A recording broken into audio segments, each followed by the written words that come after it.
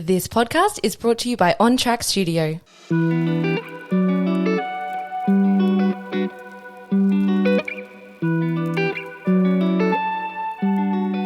Welcome to Mind Your Head, a space for people to share their stories, talk openly and honestly about their own mental health challenges, and to give listeners some comfort in knowing you're not alone. My aim is to give people the courage and confidence to have difficult and vulnerable conversations with loved ones, to better understand each other and to improve their own mental health. It's not easy, and it never will be, but conversations change mindsets. In this episode, we speak to Brent Hagen, my dad. It's as raw and vulnerable and honest as it gets between a father and son. We share things that we haven't spoken to each other about, nor anyone else. This is a conversation that was years in the making. And just a warning, this episode contains personal stories of abuse, suicide, and mental health. Dad? Elliott? Welcome to the podcast. How are you feeling? Yep, just a touch. Touch? Yeah. Yeah, me too. Yeah, probably a conversation I should have had about 50 years ago. That's right. We're gonna get it done today. You're gonna feel a lot better. So I've got a few memories from my childhood that, let's say, if I'm in the car driving alone, it's pretty hard not to start crying. And I'm going to share two of those memories with you now. Yep. The first one is when we all went back to New Zealand on a family holiday. Yep. And we saw where you grew up, saw where you lived, saw the relatives, the cousins, the aunties and uncles, and went skiing in Queenstown. And, you know, when you're a kid, it's still such a good memory and a good holiday. But as I've gotten older, I've realised that there was probably an ulterior motive to going there. And I remember sitting in Mum's parents' place. I always thought Mum, when she says goodbye to people, she always gets emotional. And from my point of view, it was a bit of an awkward silence, and they're all looking at each other, and I'm thinking, what's going on here? And then Mum gets up and hugs her mum, and they just start crying. And as you're a kid, I just thought Mum was just being emotional, saying goodbye. I probably didn't realise that might have been the last time she would see her mum. I think a lot of that is right, but it also comes back to lost time, lost opportunities. I mean, I left for my reasons, which were different to hers. She left probably because I did, and didn't really think why she was going to leave, and probably never thought for one moment that she wasn't going to go back. So I think once we had kids, her thoughts were she's missed out, or our kids, you guys, have missed out on so much family opportunity. And I think that makes her tearful. She's, you know, you kids have missed out on on grandparents from both sides. So that's always tearful. She knows we weren't probably going to go back too often, and that very well may have been the case. But I just think short term, I don't know whether she thought that. I don't think... Because she was sick. Was she sick? Yeah. Then? Oh, okay. Yeah. Okay. And that's what I found out later, that she was sick. Okay. With breast cancer, I think. Yeah. And I think that might have been the last time that she could see her mum alive, because she kind of knew that she was sick. She knew she was going to get back there anytime soon. So I think about that, and just how she just had to get on with the holiday, get on with the trip, get in the car with you and the kids and just leave, and then just put on a brave face and continue with the holiday, knowing... I just know that would have been so hard for her to do that. We had that conversation. We have it regularly. We probably had it 3 days ago. I don't know what inspired it, but we talked. None of my family or her family got invited to our wedding because I couldn't invite mine, and for some illogical reason I said, well, if I can't invite mine, do you want to invite yours? Maybe not. Where we just said 3 days ago, God, I wish we invited your parents. I had my issues to deal with, and I sort of enforced them on her when I shouldn't have done. But that's, I think at the end of the day, whether she thought it was the last time she was going to see her parents, I think it was the missed opportunities you had with, you know, cousins. I think that's what always made her tearful leaving. Didn't make me, but it always made her. And the other memory I've got, and I know you're going to know this straight away, years later when I moved to New Zealand to play rugby, and you and Mum came over and visited us, and we actually caught up with your dad's brother, and we all sat down and had lunch together. And he was quite old, but at the same time he seemed really unsettled. He seemed really anxious. He looked like he's seen a ghost. I was kind of aware of it, and I was thinking, he doesn't look right seeing you. And we all sat down at the table to start lunch, and before anyone said anything, he said to you, "I'm really sorry, I didn't know he was doing that to you. I'm really sorry, I didn't know." And you put your hand on his hand and said, hey, it's okay, it's fine. I remember that as clear as you do. And I remember the detail we went into as to what happened, and it was the wrong place, right time, but he was on a roll. It was the last time I was going to see him. He was in a home then, wasn't he? We'd got him out. Yeah, and it was emotional. I wish it hadn't happened there, because the whole family was... Well, maybe the whole family had to hear it. I'm not sure. I'm a bit... I like privacy, and I like having those discussions away from the rest of the family. I like protecting the family, and I thought about it afterwards. Maybe you guys shouldn't have heard what was said, but it was, and that's... it was sort of uncomfortable, but... So can you take us and describe us what he was referring to? I think he'd found out through Michelle, certainly not... Maybe through Royce. Royce had actually gone over, and I think he'd gone into detail... Your oldest brother? Yeah, about the violence that we had to go through, how it was just premeditated and deliberate, and how alcohol was the major reason for it. He tried to justify it, I think. Someone tried to justify it. I'm guessing it was him or their side of the family, that Dad went through turmoil on the war. He was in a truck and it got blown up, and he survived, and his offsider, who I think at the time was the brother of his girlfriend back in Invercargill. This is all a blur. A lot of the stuff we're going to talk about is like throwing a reel of film into a fire and you get bits out. Some of it's burnt, doesn't exist, some of it's still there. My stuff might be broken and out of context, but that's the memory I've got. We both sort of started to justify some of his behaviour through... Your dad's behaviour? Yeah, through experience in the war. But I think he knows a bit of what he did. I don't think he knows the graphic details and how bad it was. I think he just thinks it was just alcoholic domestic violence, surface stuff, a few hidings and... Yeah, but you could almost tell, though, that he knew probably a lot more just by his demeanour to you. Yeah. It didn't seem like how he reacted and how he saw you on that day we're having lunch. It was, I think deep down he kind of knew that something bad. I would find it difficult to believe. He left Invercargill, I can't remember at what age, but if my father had been like that for a long time, I can't think that he wouldn't have had a feeling. The extent it got to. So I guess it was one of those things. It was the worst kept secret. Back in those days, everyone knew everything, and I suspect they all knew what was happening, but in Baltimore, you don't mention the word.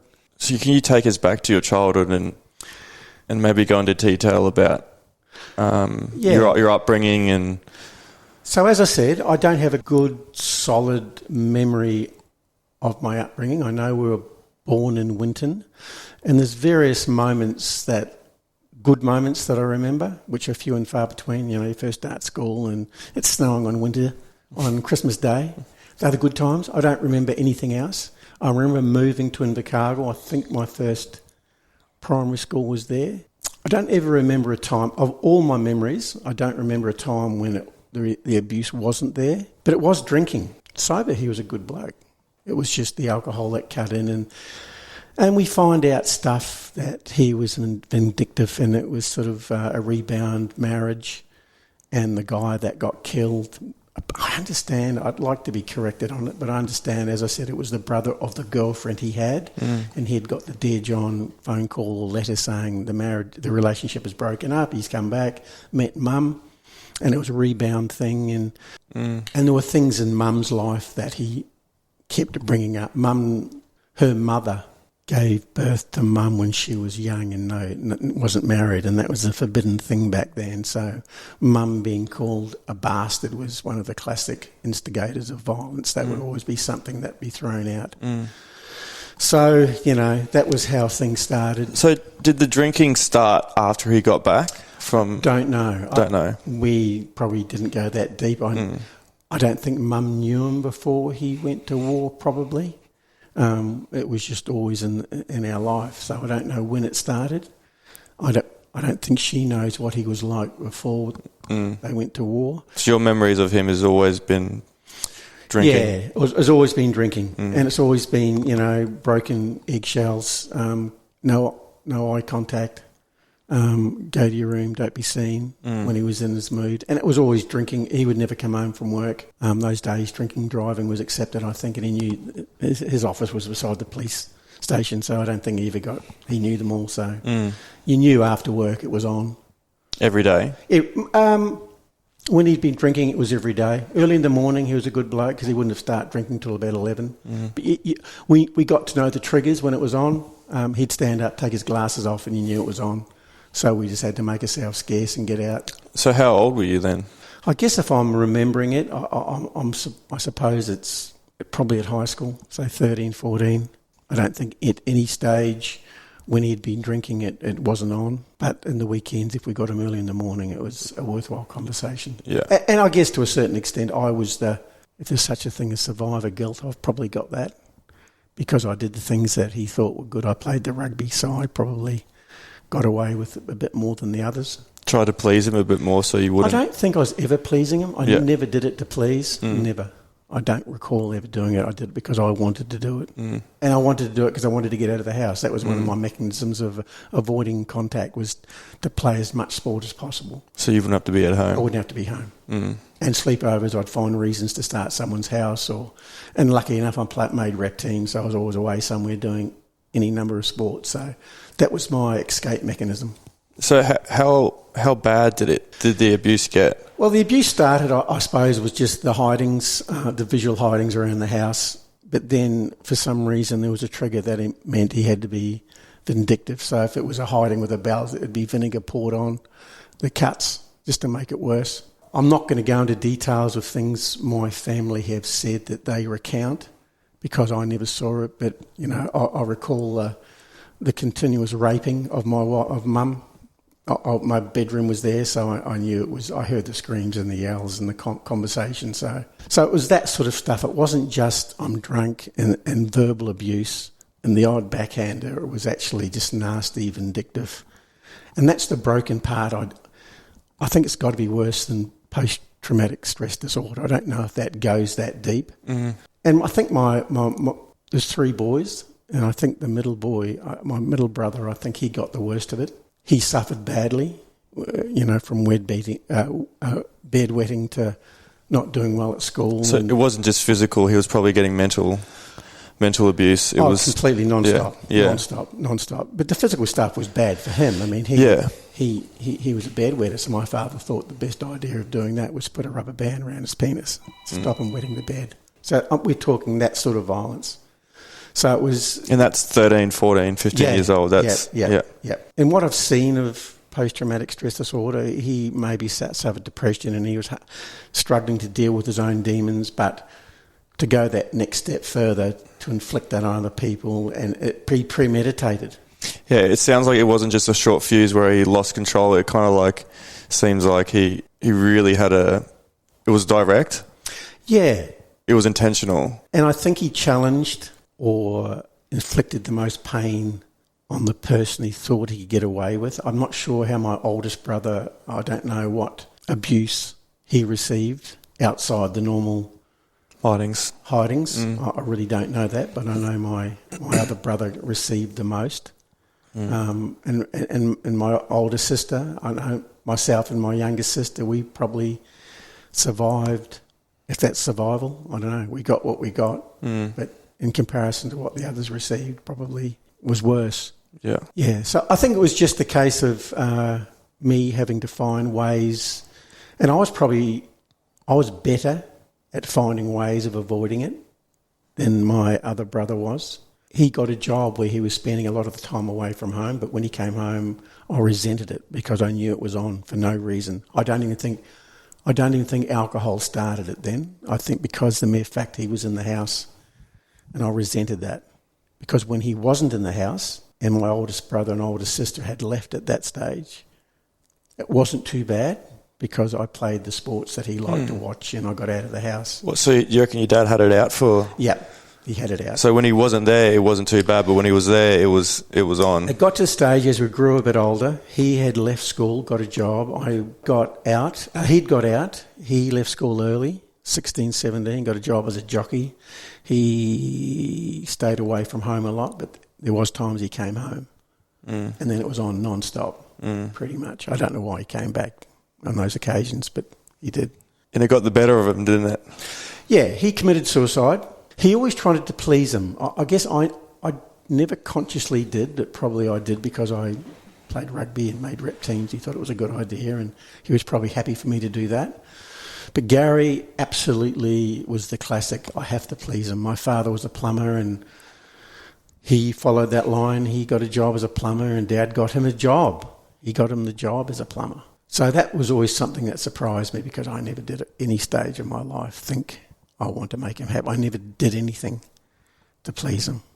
And he went back to my father's funeral. So when so my father committed suicide as well. My mum was diagnosed with cancer and she had a couple of months to live at the time. She had been diagnosed 2 years previous and she had been in hospices and homes and been in care. And it was getting close. I think she had another couple of months to live. And Gary had gone back and warned him, when Mum dies, I'm coming back for you. And then a month later, he committed suicide.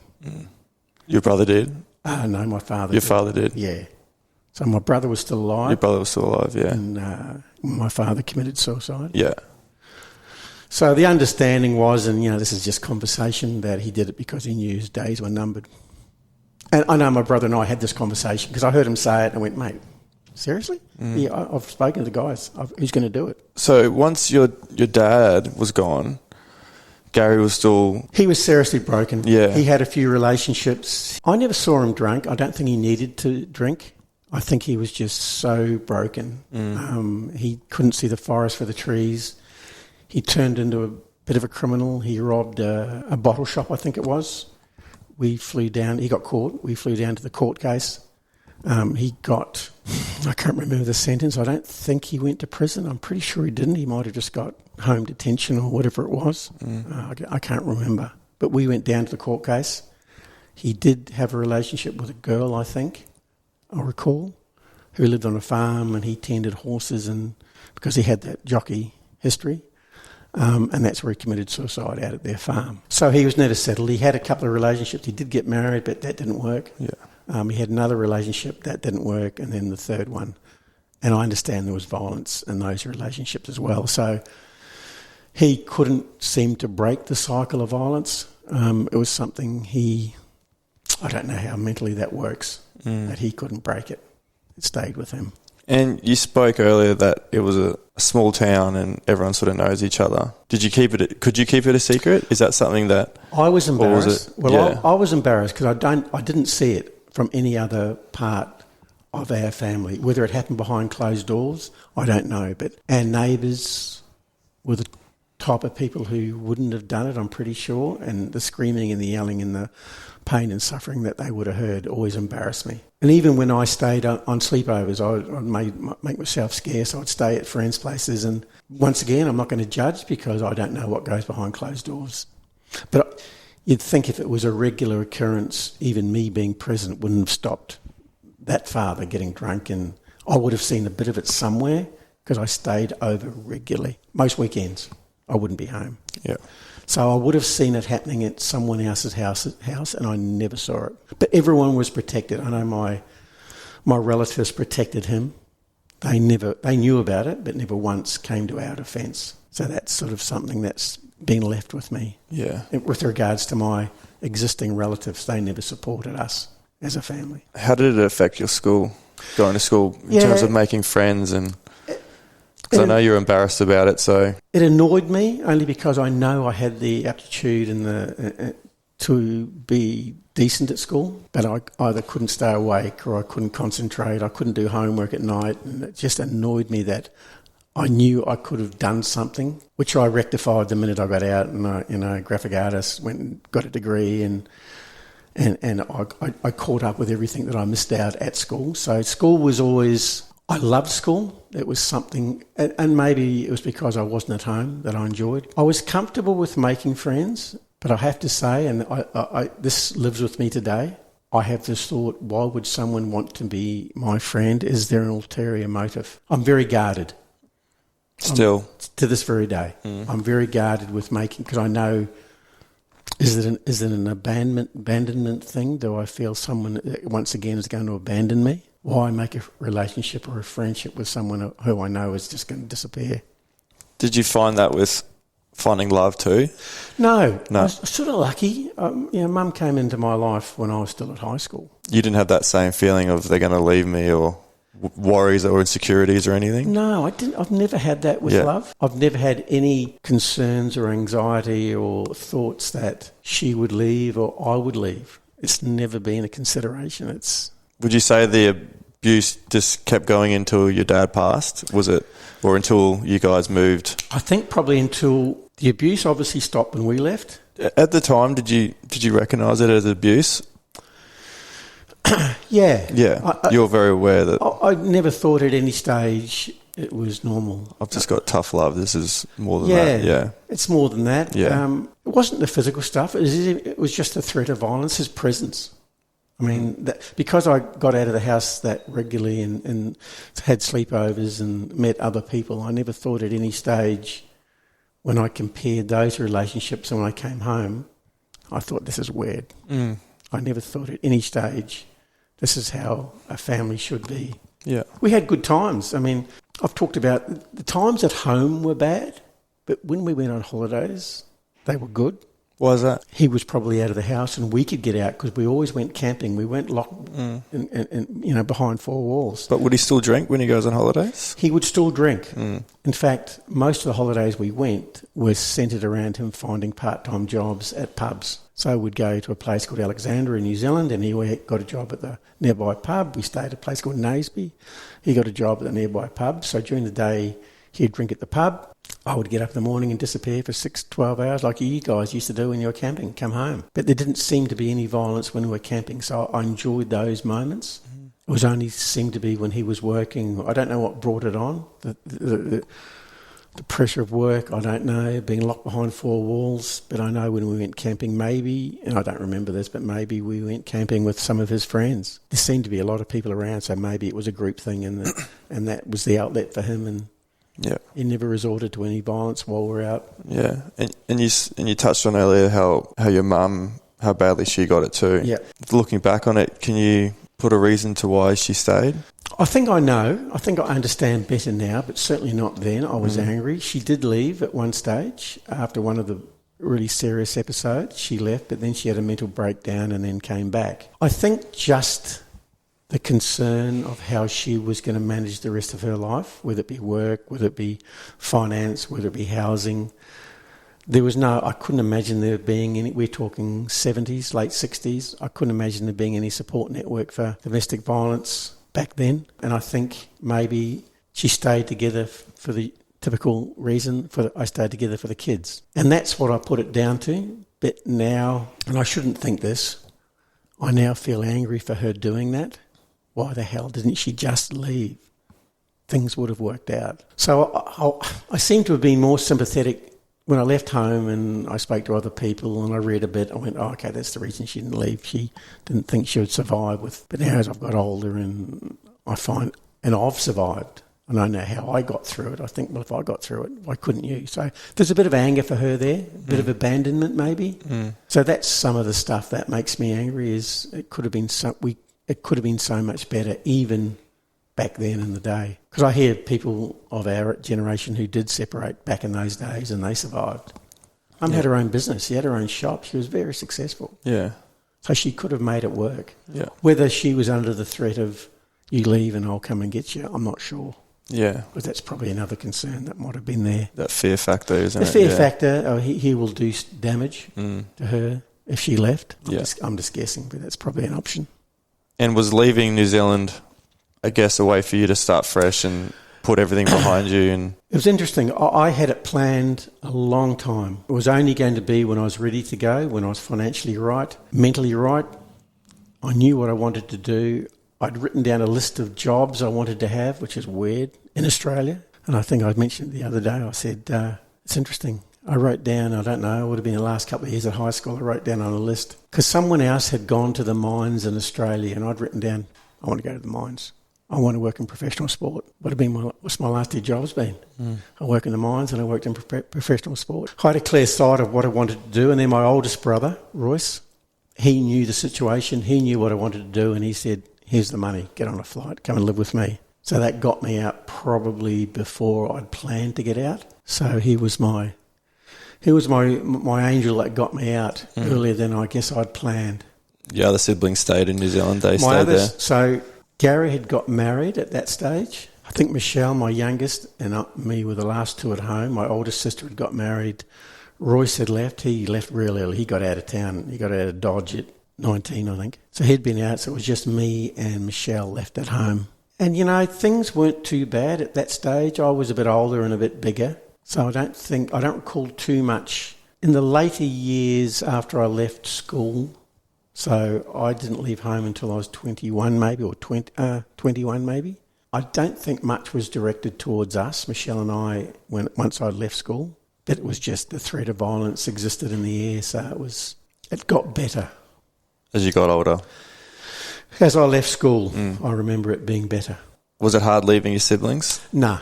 I'd made that decision, not at all. I knew why I was coming, although everyone said, I'll see you back. I was never coming back. I knew I wasn't coming back. Yeah. I was out and it saved me. I mean, suicide thoughts were in my mind every day. I was planning how to do it. Yeah. For as long as I can remember. Yeah. I doubt whether I would have been doing it as a young kid, but certainly at high school. Every quiet moment thinking, how would I do it? And that scares me. Until I got clarity, until I got late senior high school and I knew what I wanted to do, I knew my direction, I was getting out, I was going to Australia. Maybe those thoughts stopped, but certainly early high school. In the thick of it. Early high school, and I didn't have a clear plan. My escape plan wasn't in place. I couldn't think how I was going to get out of it. Suicide was certainly looked a pretty good option. Yeah. And how has it impacted your relationship with your siblings? I don't have any, unfortunately. And I guess it's mainly because I see them, I see him. My oldest brother has died when he was alive, and my other 2 sisters. There's nothing getting away from the fact that, and me as well, we all have my father's characteristics, whether it's just the tone of our voice or... And I'm a different person. You ask Mum, when I am with my family, I try so hard. Do you get anxious? Oh, completely. Yeah. Not in my stomach. Yeah. Not comfortable. Yeah. And that's the only reason. I'm sure they think I don't like them. Michelle I see a lot of, once or twice a year. But I'm sure they think it's because I don't like them. It's just because it makes me feel so sick. Yeah. And maybe that's a conversation I need to have with someone to get over it. I just see him there. They will deny they look like him or sound like him, but I do. To you, yeah. I do. Yeah. That day we were back in New Zealand, Tom said to me, you look like your father. Do you hate that? Oh, of course. Oh, dear me. That's a knife through the heart. I've got his bluntness. I've got his sternness. Sympathy and empathy is probably something that I'm trying to desperately work on. I probably left it too late. You can tell me that. No, it's never too late. Is that one of the things that's affected you the most? Have you struggled with showing empathy? Yep. Yeah. Absolutely. Growing up with you kids young, Mum would be the emotional one if you hurt yourself. Oh, darling, you okay? Leave him alone. Is there blood? No, don't worry about it. Is there blood? He's okay. I remember you fell off the couch and broke your arm. It was at right angles. Remember the breaking your arm? And Mum she was really emotional. I walked away. Is there blood there? Don't worry about it. That was me. I had in my mind that I had to be the strong one. I took it too far. I took it too far. And I see those faults and, Strong as in not showing emotion? Yeah.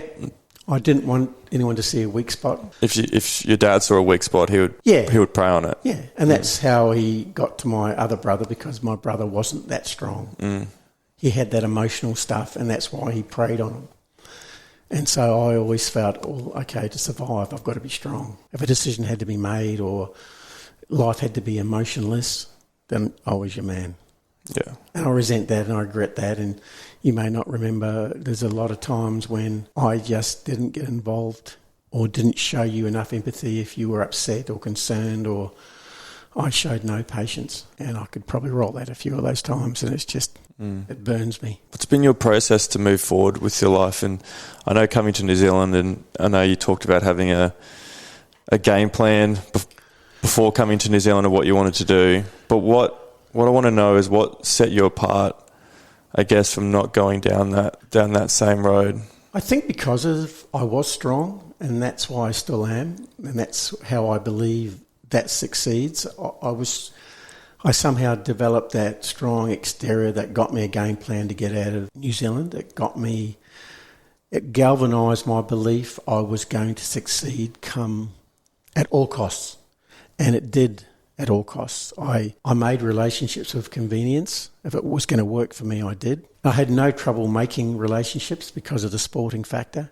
It's easy to make relationships when you're playing a team sport. It was never a relationship probably because I liked you for who you are. It was more I liked you for what I can get out of it. So my survival instincts were there. And I had mental plans of how I was going to succeed. Failure was never going to be a long-term thing, but somehow short-term failures I enjoyed. When I was going for jobs or if I was going for a unit to live, I liked not getting it straight away. I somehow enjoyed short-term failures. That way I valued the long-term success better. If I got a success straight away, is it a dopamine thing? I don't know what it is. I sort of came out of a failure going, yes, that's one more, that's one less. I've now got 9 left and I'll have somewhere to live or I'll have a job. Yeah. So that's an odd thing. Someone like to tell me why I think that. I know we spoke about it the other day, but I mean, you didn't have to learn to forgive and to move on. You spoke earlier the other day about using it as an indicator of how you want to be as a father. And that was one of the things I came away with. I struggle with forgiveness and forgetting to this very day. To this very day, I struggle with forgiving and forgetting. Whether it's if someone's done me wrong, I struggle with that. Wow, this is weird. And that's probably why it still affects me, because I didn't want to forget what happened to me when I was young. Because if I wanted to do something as a father with you guys, or even as a husband, I always went, would my father have done that? And if it was a yes, then I wouldn't do it. And to this very day, I guess an example is alcohol. I believe I don't have any dependency, but I'm scared that I do if I drank too much. So this very day, a couple of beers, I'm out of there. Yeah, because I remember growing up and we didn't see you drink. I don't know if that was a conscious decision to not show us, but I don't remember you. You never did it around us anyway. I never really saw you and Mum drink. It was conscious. I just didn't want it to be in the house. I never made a deal of it. It was nothing that, when we went out, I would drink. But around the house, I didn't want you guys to think it was a normal part of life. And that's probably a leftover from that. Any sort of dependency on alcohol. And because of that, it probably sits with me today. I work in the mines. A 6-pack would sit in my fridge for a month. It probably still, I don't know if that's a leftover from it or because I can't be bothered, I'm not sure. Did it ever not make you want to start a family of your own? Were you scared of... I was never scared of starting a family, but I was so conscious of being careful of what I did. And I probably lost my patience, and I've got anger things probably I would have blown my top a few times, but I was so conscious not to do certain things, and not having alcohol was one of them. But at no stage did I not want to have kids. But I certainly wanted to have kids when we were ready for them, and that's why we had them late when I was 30. So, but I didn't want to put pressure on kids, but I was very clear and I was mentally planned and ready to have kids. So it was never a thought that we wouldn't have them. Did you ever have any deep anger issues? I think. Yeah. I think. You're talking about in relation with people who made me angry and not being able to control it? Yes. I mean, in any sort of... Yeah.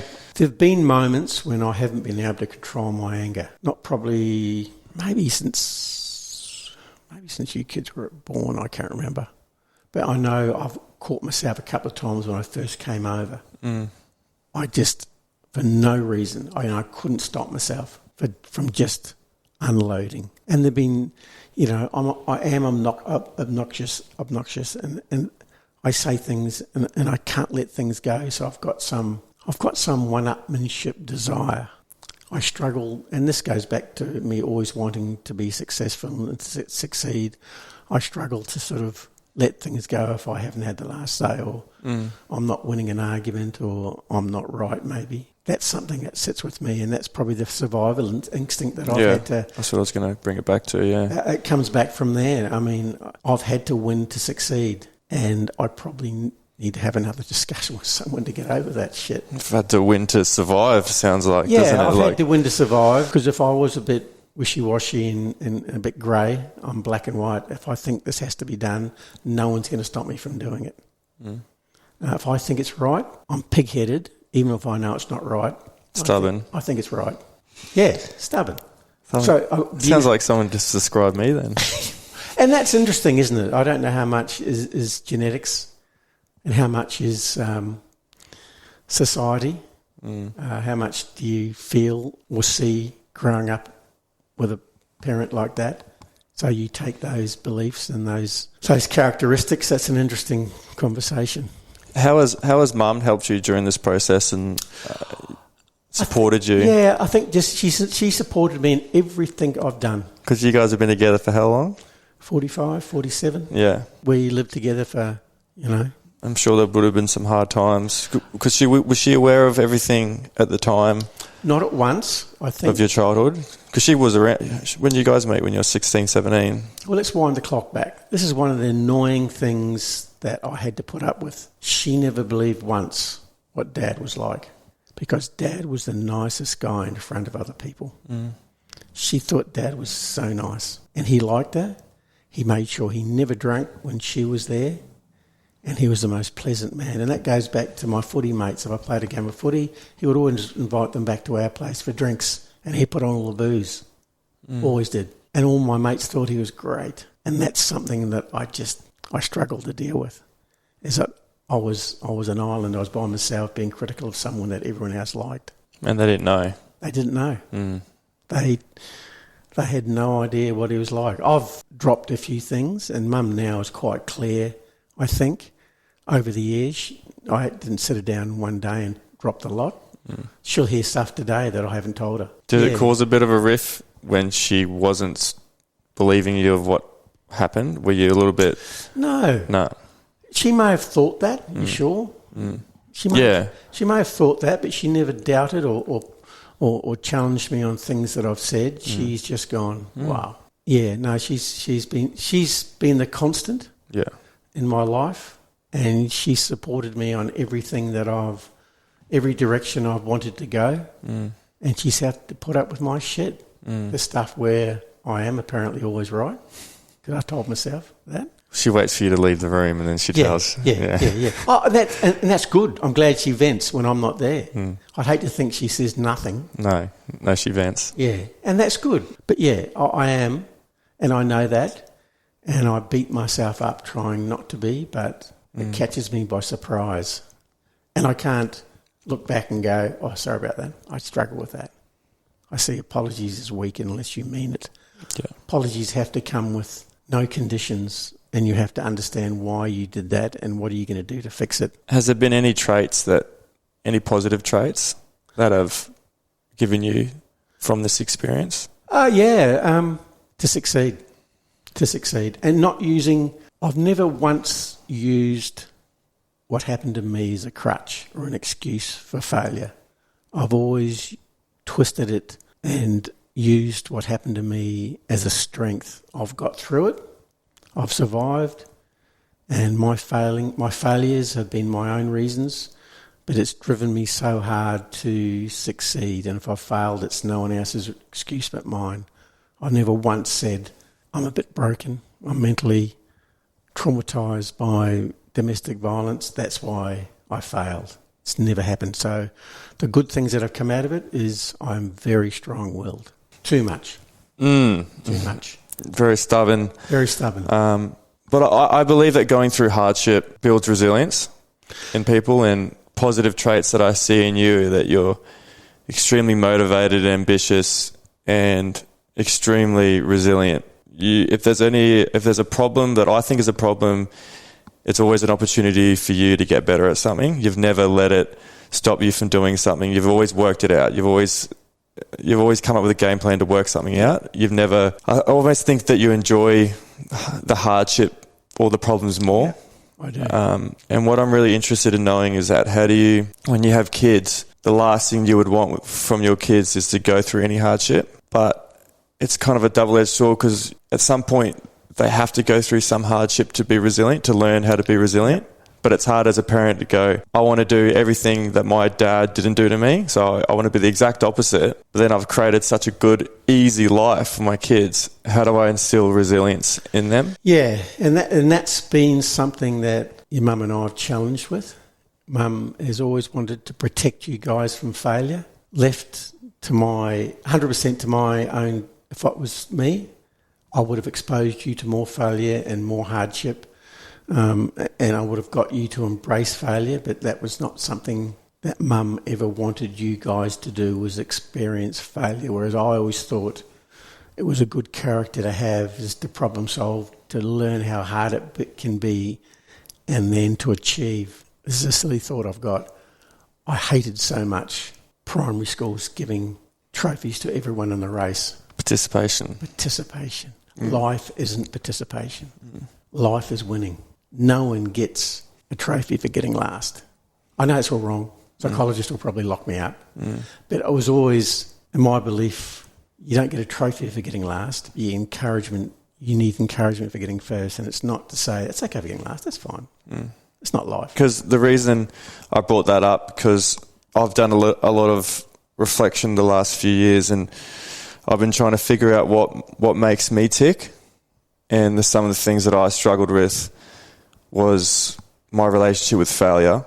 I hated failing. I hated failing so much that I would never try anything new. I knew that I would fail at it, or I knew I wouldn't be good at it. So I would only stick to things that I know that I'd be good at. And later down the track, it just stopped me from learning new things and stopped me from wanting to experience new things, because I just never wanted to fail. I just stuck at something that I knew that I was good at, and that would be it. And the hard work, whether you realise it or not, or Mum realises it or not, I hated hard work. I've talked about this, and they say, oh, well, you did so much playing rugby and all the trainings and driving down to Brisbane and all the commitments. That wasn't hard work for me. I love that. That was easy work. So I found there's a difference between hard work and working hard. So I worked hard at that, but I loved it. It was easy. I hated hard work. So hard work was something that was uncomfortable, something I didn't know anything about, something that was new to me or unknown. I avoided that. Because of that, I didn't want to do any hard work in terms of what's happening with what's going on in my head. I avoided any sort of talks about what could be wrong or what I'm going through, my thoughts. Yeah, and it got to a point where I was trying to find excuses to how I was feeling. I would blame it on a relationship. I'm not happy because of a relationship, so I would end a relationship and figure out that I'm still unhappy, and I would procrastinate and go, oh, well, it can't be me, it's got to be something else. So I would blame it on footy, and I'd stop playing footy and I'd still have these feelings, and I was just prolonging it. I just didn't want to do the hard work. The hard work was trying to go deep inside and figure out, okay, what's the thing that's stopping me? What's the blockage? The reason I love footy so much was because for 80 minutes on a Saturday and for an hour or two on a Tuesday and Thursday, nothing else would be inside my head. So I'd be free of all the noise, all the insecurities, all the fear of failure, all the doubts. And then it got to a point where I needed that more than just Saturday, Sunday. So then I started doing drugs, and for the first time in my whole life, that I was able to relax fully and not worry about the past and not worry about the future. It was just, I was fully present, and it almost became addictive, that feeling of having no anxious thoughts and no worries. And I was just for an hour of a high, I wouldn't go jump around a room. I would just sit there and sort of feel how good it is. Is this what normal people feel like? I didn't know how different I was, or I thought everyone sort of had these sort of anxious feelings and thoughts. And then when I did drugs, I could just sit in a room. I remember Mum asking me, she goes, "Doesn't it make you want to party?" I go, I could just sit at a table like this and know that there's nothing going on upstairs. It got to a point where if I know that taking drugs is bad for me, I can't play rugby forever. So it's going to come a point in time where I can't keep using drugs to feel better. I can't keep playing rugby. So what am I going to do? And then again, it just brought back to I don't want to do the hard work. I just didn't want. I was scared of knowing what was going to come up. I was scared of how hard it was going to be to get my head better.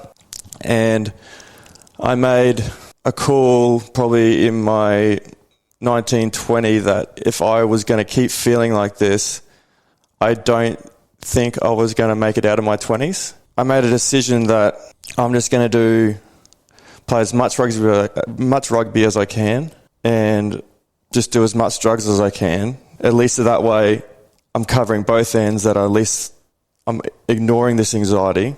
I'm trying to get rid of this depression, and I don't care what happens to my body because I don't think I'm going to make it out of my 20s.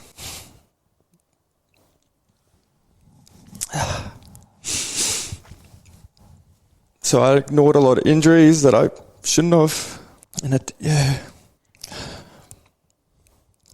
I remember one night in Brisbane, I can't look at you. I didn't plan it or anything.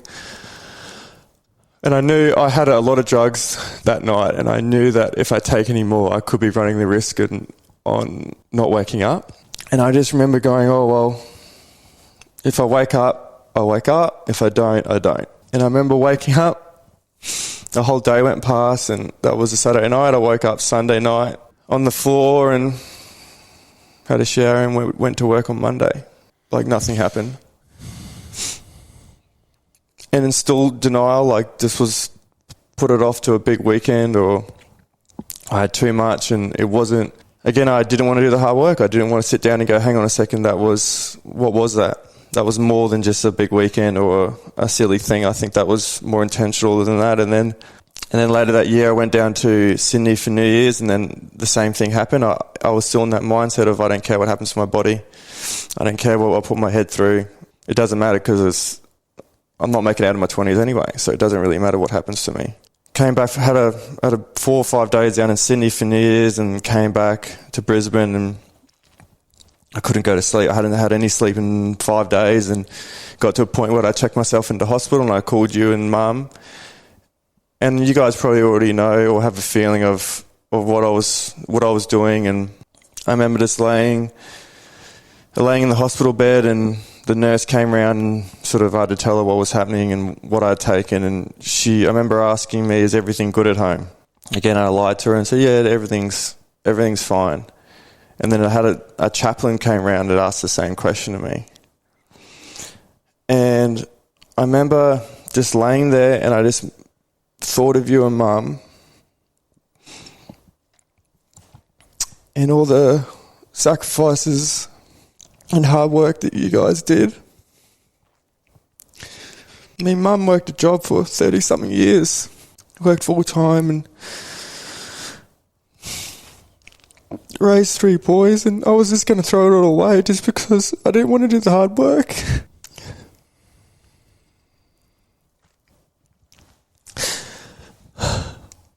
And I remember laying there just thinking about you two, and I just didn't want. I was just what you said about thinking about planning a suicide.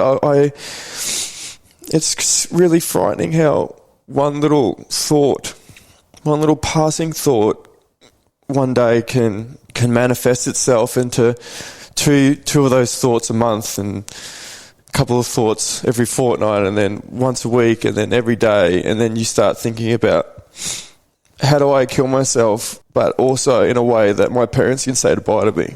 How have you got out the other end of this? What triggers have you done? What's happened to your life that has turned it around? Is stop playing rugby one of the big benefits? Yeah. Yeah, and I just remember laying in the bed in hospital, and I just thought about you and Mum. And, some people go through rehab, or some people they talk to psychologists, but for me, it was a flick of a switch that day, that night. It wasn't something that I had to convince myself of. It was a flick of the switch. I remember laying in hospital. I was hooked up to IV drip. I was dehydrated. They gave me all this water to drink. Gave me Valium so I could go to sleep. I remember just laying there thinking of you two and just thinking, I'm not going to waste my life for no fucking reason. And it was a flick of the switch. That week I moved back to the coast, got out of that environment, got back to the coast and just started, and then went to a psychologist and just to talk about it. Because before then I had never spoken about it. Playing rugby was a big one for me. A big failure or a big success? So I always thought of it as a big failure. I thought I should have done more. I thought that my fear of failure hindered my performance. The pressures I put on myself to play. If I played a game of rugby and we lost, it's my fault. Regardless of what I did. If we played a game of rugby and we lost, it's my fault. If we played a game of rugby and we won, it's someone else. And it doesn't matter how I played. If we won, it's someone else's good work. But if we lost, it's my fault. And I used pretty much you and Mum as a motivator to try to do everything right that I should have done. So the mental recheck, does that still exist, that you're now out the other end and you're using that as a positive and you're not using other external things as an excuse, and hard work, you now realise that hard work is the only way you're going to... Yeah, I've just realised that the hard work needs to happen. The life is going to catch up with you, and you're not going to outrun it. You're not going to think. I always thought that I would outgrow it, so I just thought it was a young thing. I just thought, when I was 16, 17, when it all started to happen, and I remember, I'll outgrow it, or I'll give it another year, it'll go. So I just thought it was time, and I'll outgrow it. And time is the thing. Like, you got to be patient with it. Like, when you start talking to people and start get everything on the right track, it's still going to take time. But if you're just relying on time to fix it, it's not going to fix it. No. So all I was relying on time, and hopefully I was going to outgrow it. And then every year that went past. The mere fact that you have experienced everything that you've done, and the parallel could be what I've experienced. You've now got out the other end at 30, now a couple of years later. You can use that as a motivation. I mean, as parents, you did right. We pretty much knew the one benefit of Facebook is mum stalks. So we pretty much knew there was things posted on Facebook, whether it was the Sydney trip or what happened in Melbourne. There was stuff posted on Facebook that we pretty much knew what you were up to. Whether you think we didn't? No, I didn't really think that you did. Yeah, we knew. We could do nothing about it. We couldn't talk to you because your defences were up. Dealing with you any time since leaving high school, since you started playing serious footy, was always a challenge. It was never roll around the grass, have fun and laugh and giggle and take the piss out of each other. We couldn't do that with you. We always had to talk to you differently. All our conversations with you couldn't result in conflict. It was so we could have a conversation with Sam and talk about any shit that we wanted, and it would always end up in laughter. We couldn't do that with you. So we always knew, and I guess I hate to blame contact sport as the reason. That's probably the lowest hanging fruit, so I will. Contact sport, concussions. And if you want to throw any high performance job into that, you probably could. Other people's expectations of your ability and you trying to reach that, convincing you or convincing anyone that they're better at what they're doing than they are. I'm not saying that anyone is, but anytime other people's expectations exceed your ability and you're not reaching those, whether it be in a work, whether it be anywhere, puts unneeded and undue stress. In your case, it was a contact sport, and my belief in any professional sport now is I don't have a lot of confidence in the welfare people are given. And you may not remember it, but when you're in that Australian Sevens thing at one stage, you got injured and you were sent back up, and I was working still with the Reds, and I spoke to the manager. You came up injured, I think. And I think I said something about, his injury's coming up, so we deal with it. We're not. Okay then. Mm.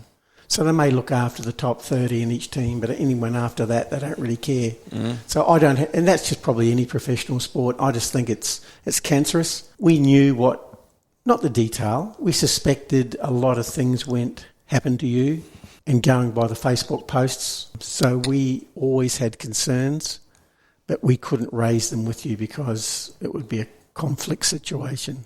It was definitely eggshells with you when you were home. You did not want to talk to us. Whether you're still going through that, I'm not sure. How do you feel now? Are you happy in your own life, in your own mind, or are there still dark times? No dark times. No, nothing. No, the thing that it's a bit like you when you go through those hard things. It makes you appreciate everything you do have. I needed to go through it. I put myself in that position by not being brave enough and having enough courage to talk about it and not trying to go through that hard work earlier. And I just thought I was always going to avoid it. This hard work thing, was that as long as you can remember? Yeah. Well, I hated hard work. I will work hard at something that I'm good at. So shortcuts are the way you want to go? Shortcuts. When I was growing up, I'll do any sort of shortcut. I won't do anything that is uncomfortable for me. So what did I keep playing rugby for? It was easy. It was easy. You're good at it. It was kind of like an ego thing. I know that I'm good at it. I know that it's comfortable. When you were given the opportunity when you were in Brisbane to pick up a trade, remember you worked with that company and you were offered a Boilermaker, or you had the choice. You spent a month doing different trades and you had the opportunity to do something while you were still playing and you didn't. And I was going, mate, doesn't want to get his hands dirty. That's just my cold black and white. Not, there's something deeper than this. It was just my response was, doesn't he want to work? But yeah, it's more the hard work. Yeah, it translates to a lot of things in life, like not want to do the hard work. But it was always that mental battle of getting over the fear of failure, the fear of starting something new and knowing you're going to be shit at it for a good year or however long. And I hated that. Whereas now, this scared the shit out of me doing this sort of stuff. But I know that it's something that I really like. It gets me out of bed in the morning. And what I've learnt from everything that's happened to me, that I'm really grateful for everything. How I am now is I'm glad I went through all that shit. I'm glad that I got to a point where that night could have gone either way. And I think it'll always be with me. I still hold a lot of guilt and a lot of shame and a lot of embarrassment from putting myself in that position and almost putting you through something that you tried so hard to forget your whole childhood. And you've worked so hard to put all that behind you and be so positive with your life, and I was almost about to drag you straight back into it again. Almost one of the reasons why it was so difficult talking to you when you were saying it was walking around eggshells with me, is I was scared to talk to you. I was wanting to keep my distance. Do you think do you feel everything, a lot of the things that we get out of childhood is environmental, so your upbringing, people around you, your experiences, how we spoke to you, how we treated you. Is there anything you can think of that you took out of childhood that is a negative from your parents and siblings? Yeah. When you talk about being strong, you want to be strong for the family. After thinking about it, when you're a kid, your first teacher and probably your greatest teacher is your parents. Yeah. So all I saw from you and Mum is if any conflict had happened or anything from the past, you guys would hide it. Yep. To try to protect us. Yep. So I learnt from that. Yep. So if you had anything going on, what you see your parents do, they would protect you and hide it. So as a kid, you protect it and hide it. Yep. So if there's parents listening and there's something I could pass on as a child, is that showing strength is being vulnerable. I'm not asking you to sit me down and tell me everything about your childhood, but at least let me see you vulnerable. Show me how to do it. Even with Mum, it wasn't just you guys are so strong and not showing emotion, but I needed someone to show me how to be vulnerable. I needed someone to show me how to talk when it's difficult and talk when it's painful and speak when you're so uncomfortable, but do it anyway. What I took from you and Mum is to be strong, because that's your survival mechanism, is to be strong. And that's just what I did. I just saw you guys would hide things from us to protect us, and I just thought, well, maybe that's what you got to do. If I could reset the clock, and it's interesting that that's one of the comments you That's one of the feelings you bring out, because it's one of the feelings I have as well. I didn't open my heart enough. You're dead right. Any issues that Mum and I had, we would close the door and have a discussion for another day, because we didn't want to expose you kids. But I hear other parents and kids, my parents are arguing all the time. Yeah, even really recently. Kids go, no, I've never heard my parents argue. Because we didn't. We took it outside, or we had it for another day when we didn't expose you kids. And yet, getting the learnings from that helps you through life, because life isn't without arguments, isn't about disagreements. And that's one of the things we're well aware of. And I guess that's a protection thing. We wanted you guys, given where I'd come from, we wanted you guys to see the nuclear family that was perfect and wonderful and well fed and well catered for, and no arguments. And I guess if you're talking about a pendulum, one swing of the pendulum was me at the other end growing up, and we sort of took it back the other way. We didn't find a happy medium. We just didn't want to expose you to that. Yeah, and there's that. I don't know if you heard that saying that hard times create tough men create good times, good times create weak men create hard times. Exactly it. So I'm not embarrassed by saying this, but your hard times created a tough man. You created good times. Yep. Those good times created a weak man. Yeah. And I'm not ashamed by thinking that all the good times that you created, I know that that's all you wanted to do, but I felt like I didn't have much resilience growing up. Correct. Like I said, anything hard came along, I'd fucking go the other way. And we see that, and we did too much. We talk about it. We sort of, we were there for every rugby game. We drive you down. No, get on a bus, mate. Find some other way of getting down. We made it so easy. For all three. Dealing with the pain of failure is something I think Mum brings that to the party. She believes failure. She won't try things. So if it's something that comes through the genes, if it's genetic, I'll blame Mum. You've got Mum's genes. Because she will not do anything that she thinks she might fail at. Nothing. Screwing in a screw, hammering a nail, can't do that. Give it a crack. Failure's good. No, I can't do it. And even going for jobs, I can't do that. You can do that. But you're right. If I had my time again, we need to expose, as part of the learnings of parents, we've got to expose their kids to everything they're going to experience when they leave home. And one of them is failure. Yeah, and it's not just the fighting. Like, we don't see you guys fight. It's more about sitting us down and telling us something that's happened to you that puts you in a vulnerable state. So you've shown me how to do it. And it gives me courage to do it. Oh, yeah, Dad's told me a little bit about his childhood was really rough. Or if I ever ask, why don't we see your grandparents? And just, you don't have to say, everything that we've talked about today, but you can go into some detail and on some level be open and vulnerable with us at an early age. Then I can see, that's... Dad showed me how to do it. That was my biggest fear, being vulnerable. Yeah. I just could not afford to show it. And that was just that reaction from my childhood.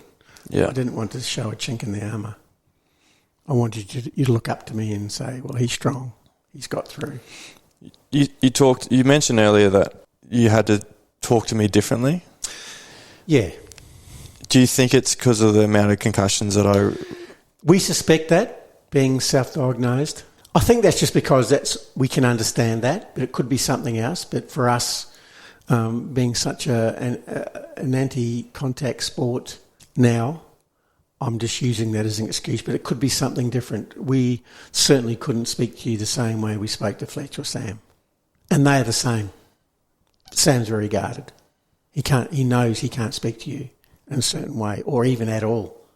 He talks about the times when you and him were living there, and he said we lived there for a year, and I don't know if I spoke to him the whole time. You'd walk into your room and that would be it.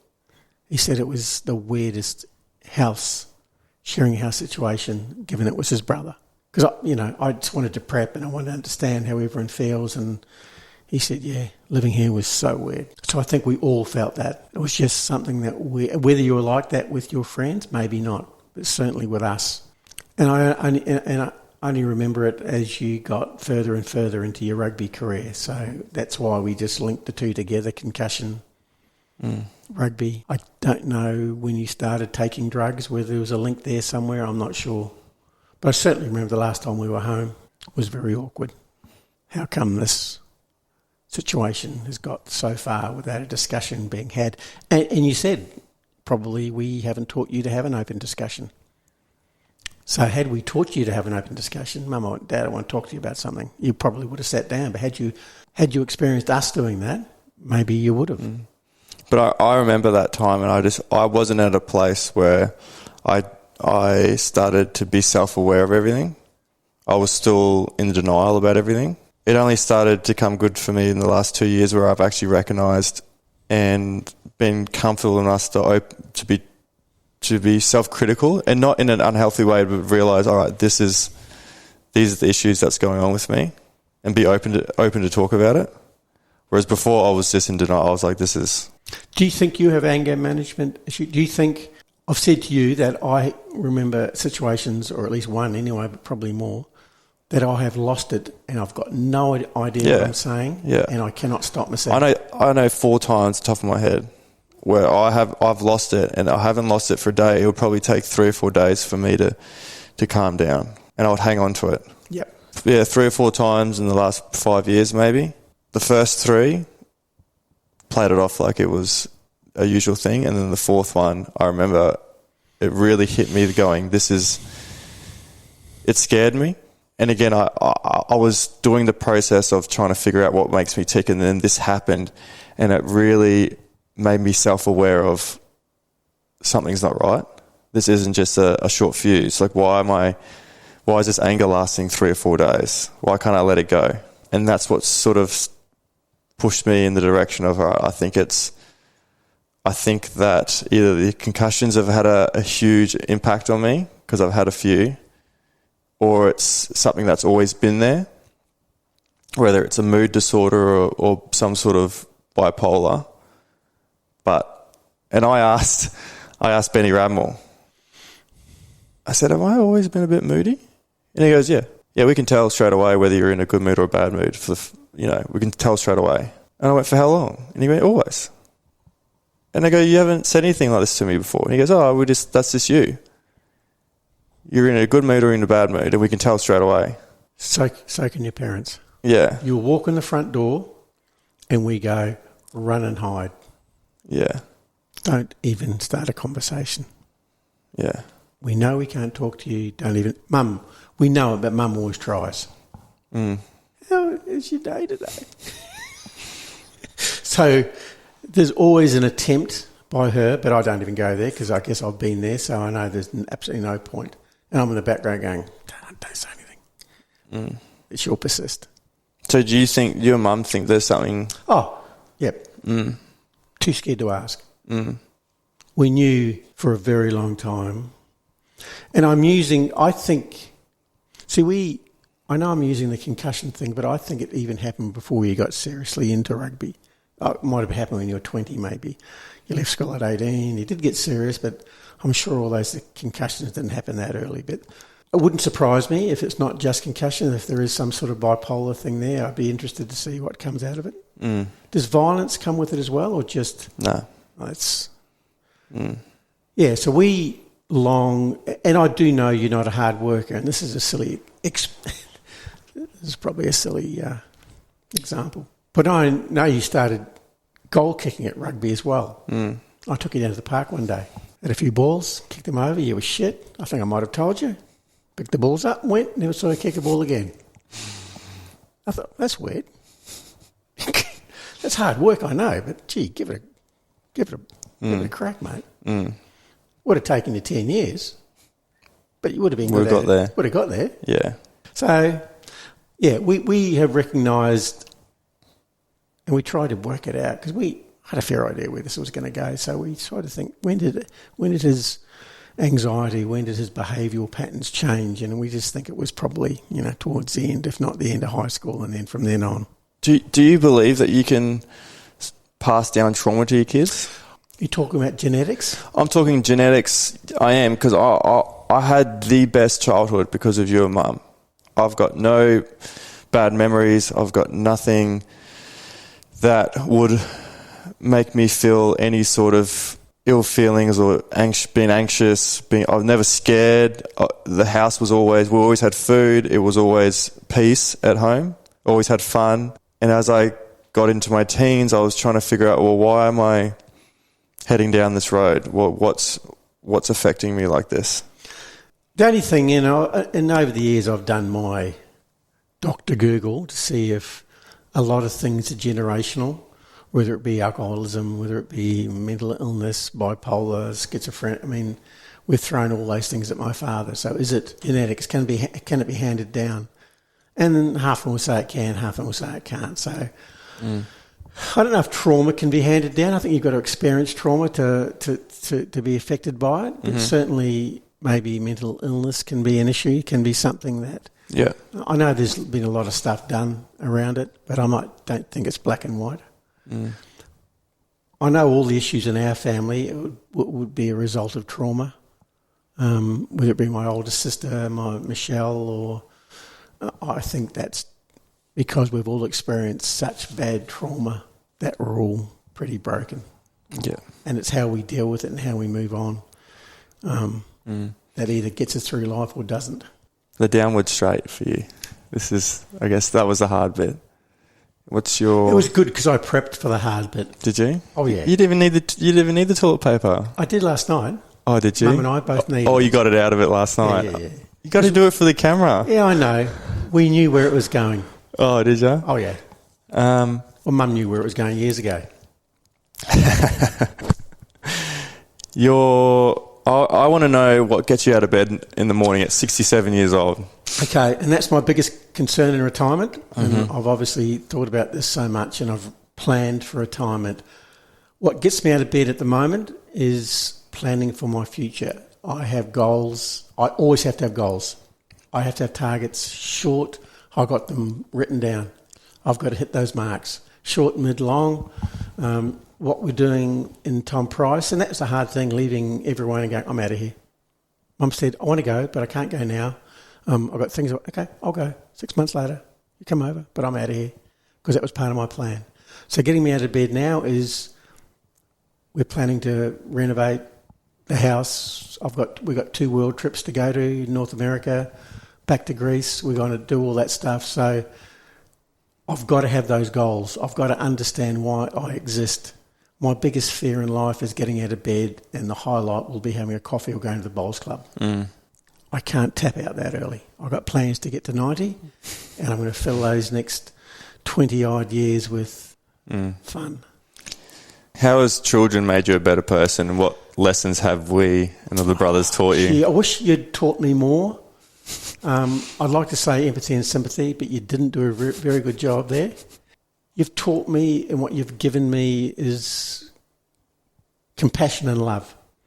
I love cuddles. I love holding you kids. I didn't have daughters, but it does not matter. You're gorgeous, you're beautiful, and I love... And that's... Oh, we're going back down that trail again now. That's what upset us the most when you were in your shut the family out mood. And you've said it to us many times, I've got to have a Hagen detox. Get away from the Hagens. That used to upset Mum and I so much because we just wanted to cuddle as long and as hard and as often. So if it's taught me anything, it's taught me compassion and love. I wish you'd taught me more. Treat people better. Empathy, sympathy. So from that context, you didn't do a very good job there. I'm sorry, you failed. You could have done better. But they're the 2 critical things, I think. Mum's trying hard to teach me other things, but she's failing too. Do you have trouble asking for help? Oh, always. Can't ask for help. Unless it's life or death, I want to fail or succeed under my terms. As I said before, I don't mind failing as long as I fail because it was my fault or I wasn't good enough. And if I succeeded, I wanted to say I did it on my own terms. I don't want to say I did it because someone else helped me. Yeah. Oh, yeah. Did you notice that growing up? Mm-hmm. Yep. I had to do it in my own terms. And pouring a whole concrete driveway. Mate, there's a whole 40 team could have helped you. No, I'm doing it. Not good. Would you ever consider seeing a psychologist about your past, or Yeah, listen, that's something I'll have to do. I'll have to do it if I want my 20 years of retirement to be enjoyable. I'm going to have to deal with things because, you know, when you're working, you see your partner or wife or husband 3 or 4 hours a day. In retirement, we could be seeing each other 24/7, 365. One of us isn't going to make it. So we've discussed it. We are going to see someone because I need to be able to... Holidays for me aren't really holidays for me. Lying on a beach or sitting around doing nothing, unheard of. I've got to find a switch. And if it's a mental switch, that's fine. I work 6 and 6, and on my 6 days off, I've got to work. I go and help other teams out. Yeah, and it's going to come a point in time where your body can't allow you to do that, so you've got to figure out what the switch is. Guess what? What? The time's here. The time's here already. Yep. Yeah. So I've got to do it. So, what gets me out of bed is the future gets me out of bed. Yeah. What do you remember of your childhood? Is it all good or bad, bit of both? And looking back on it, do you feel like you've lost a fair chunk of your childhood? Yeah, absolutely. I'm angry and mean and horrible because not only have I lost it, you kids have lost it as well because you don't have any connection with relatives. I have nothing. I might pull out. I love camping, and that was always a good experience because we didn't seem to get beaten up when we were camping. So that's a good feeling, but there's nothing about my childhood that I enjoyed really. Maybe gave me exposure to a million sports, but no. It's more to do with what you kids have missed out on. No grandparents and no cousins. We see them, but there's no relationship there. Yeah. What makes you proud of yourself? Having got out, having reset the clock, having broken the cycle. I've still got bits and pieces that I can't get rid of, but the fact I got out, you guys got out without me continuing that cycle of violence. I'm proud of that, deeply proud of that. I've got a successful marriage. Mum may challenge that point. You've got a marriage? I've got a marriage. What's the story go? I've had a successful marriage for 30 years. Well, we were married for 45 years, but only 30 was successful. But it's a constant thing that I've got to work on. And as I said, when we go home in retirement and we're with each other, it's a different world, and that's where I think I need to get someone to help me in a house with Annie, with Mum, a lot longer than I see her now. So I've got to deal with those things. Yeah. If you could go back in time and tell me, that young 13-year-old Brent something, or give some advice, what would it be? Probably you will survive. You will get out, and there is a better life. And don't be so anxious. And don't take yourself so seriously, which I do to this very day. I think I'd tell him that. That would have made me a lot better person, and maybe try and get out a bit earlier. I got out at 21. I could have got out a bit earlier. Yeah. So we're at the end of the podcast. Yep. And I've got a closing tradition in the podcast. Yep. Where I don't ask the last question. I get a loved one, a friend, a family member, someone that means a lot to you. They write in a question, and it's something like something they've always wanted to ask you, or something they've always wanted to say to you. So we've got Mum, your wife, my mum. And it might be along the same lines as what you're proud of. She wanted to know what's your greatest achievement in 67 years. I guess I've answered it. I guess still being married to Mum, given what she's had to put up with, my oddities, and raising three boys who.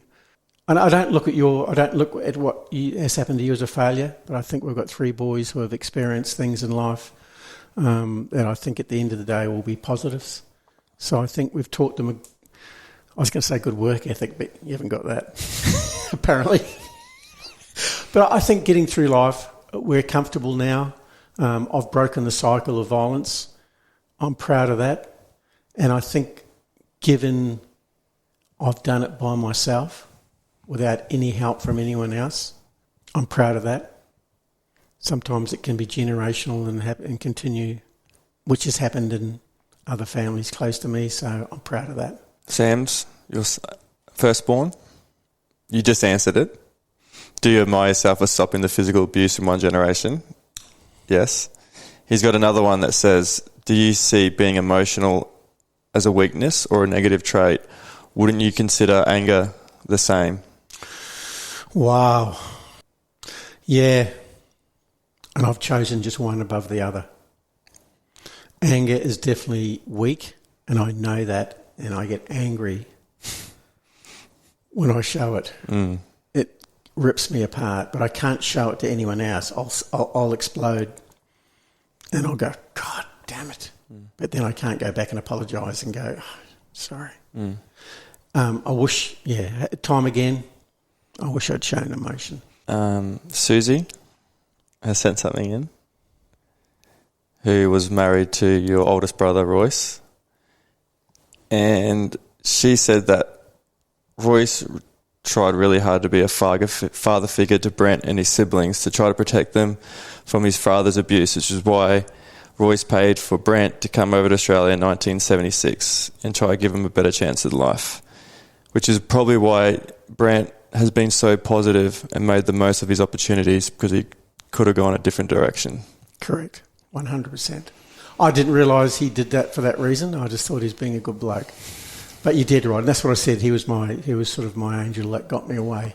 He left for his own reasons at 19, but he came back and he saw what was going on, and he looked at me and said, because I had said to him at the time, I'm out of here. He said, no, you're out now.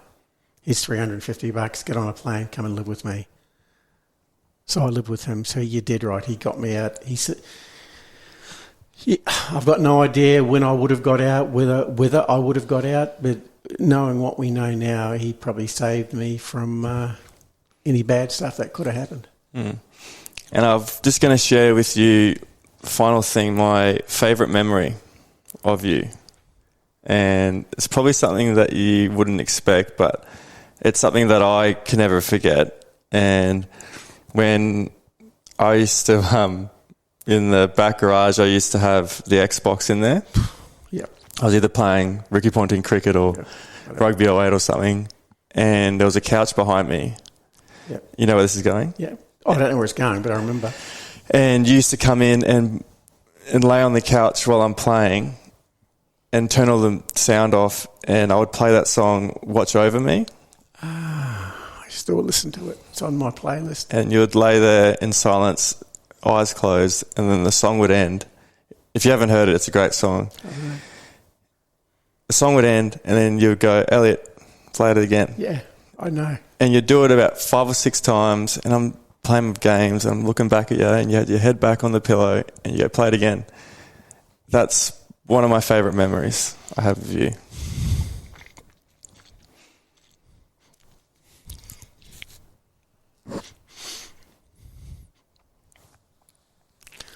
You had to go there. I tried. I got to be strong. Okay? I can't show it. I can't show weakness. Do you want a hug? I probably need a deep